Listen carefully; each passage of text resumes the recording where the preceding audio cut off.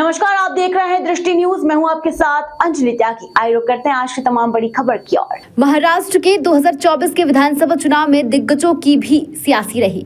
इनमें मुख्यमंत्री एकनाथ शिंदे, उप मुख्यमंत्री देवेंद्र फडणवीस और अजीत पवार, पूर्व मुख्यमंत्री पृथ्वीराज चव्हाण, कांग्रेस प्रदेश अध्यक्ष नाना पटोले और पूर्व मंत्री आदित्य ठाकरे शामिल हैं। महाराष्ट्र में विधानसभा चुनाव के नतीजे शनिवार को आए हैं। इससे पहले राज्य में काफी सरगर्मियां देखने को मिल रही हैं। महाराष्ट्र विधानसभा का चुनाव इस बार कई मायनों में खास रहा है। इस चुनाव में लोगों की दिलचस्पी उन सीटों पर भी रहा जहां बड़े चेहरे मैदान में रहे। सियासी रण में मुख्यमंत्री, उप मुख्यमंत्री से लेकर पूर्व उप मुख्यमंत्री और पार्टी के प्रदेश अध्यक्षों तक की किस्मत का फैसला हुआ।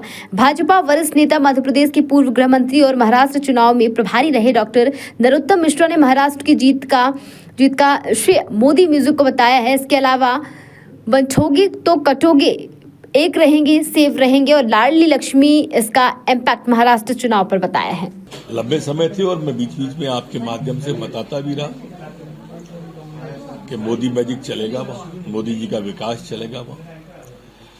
मोदी जी का जो नारा है, एक रहोगे सेफ रहोगे, ने अपना सेफ ले लिया था और जनता को विश्वास था कि जो बांटने वाले हैं, कभी जाति जनगणना के नाम पर, कभी हिंदू और हिंदुत्व के नाम पर, इसको जनता समझ गई थी।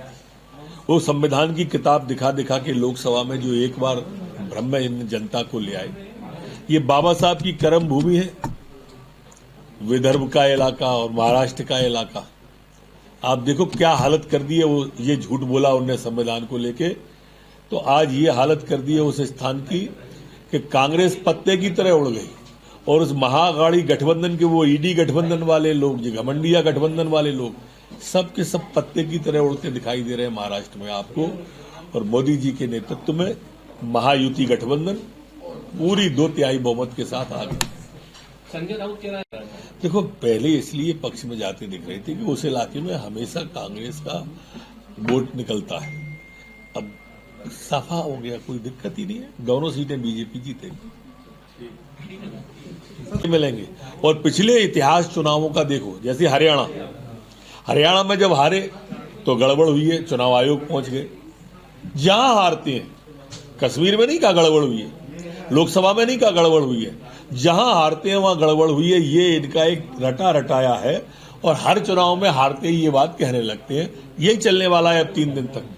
ये सब जगह हार रहे। ये लोकसभा में जहां धोखा दे दिया था, यूपी के उपचुनाव देखिए आप, यूपी में बुरी तरह हार रही है। बड़ा मूछों पे ताव दे रहे थे लोकसभा में, अब देखो 9 सीटों में चुनाव हो रहे, क्या स्थिति है। आप देखिए मध्य प्रदेश का, आप देखिए बिहार का, आप देखिए महाराष्ट्र का, सफाया हो रहा है सबका। सर एक रहोगे सेफ रहोगे और कटोगे तो बटोगे वाला जो नारा रहा था, वो क्या इस चुनाव में क्या एक गेम साबित हुआ सर? क्या गेम चेंजर साबित हो सर? क्या मानते हैं आप? भाई देखो, बांटने वाले जो नारे लगाए लोगों ने जाति जनगणना के नाम पे, हिंदुत्व के नाम पे, वो जनता समझ गई और इसलिए मोदी जी ने जो नारा दिया, एक रहोगे सेफ रहोगे, जनता के मन के अंदर वो उतर गया, उसने अपना शेप ले लिया। सर यदि मध्य प्रदेश की बात की जाए, बीजेपुर और बुधनी उपचुनाव को लेकर के परिणाम सामने